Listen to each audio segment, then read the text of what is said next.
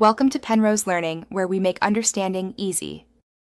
You start by identifying the cells to cancel so you don't break other data. Select the range, then press Ctrl+ to show formulas. This makes dependencies visible. Once done, use F2 to check any cell that looks risky, because you need to know whether it refers to other sheets or named ranges. Make sure to note absolute versus relative references so subsequent steps won't shift values unintentionally. This upfront check prevents cascading errors when you replace formulas with values. Next, convert formulas into static values to cancel their calculation. You copy the selected cells, then use Paste Special and choose Values. This strips formulas but preserves displayed results.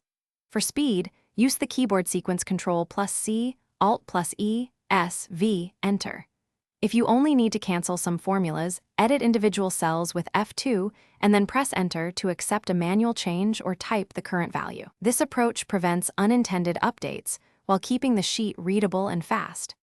Finally, verify the workbook after cancellation so you catch issues early. Scan downstream cells for errors or blank values that indicate a broken dependency, and use Formulas View again to ensure critical calculations remain intact. If you spot a problem, undo with Ctrl+Z immediately. This is the fastest recovery. Make sure you always keep a backup copy containing original formulas before mass replacements.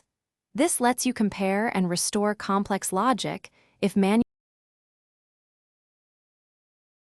Thanks for watching. If this was helpful, leave a like and consider subscribing. See you next time.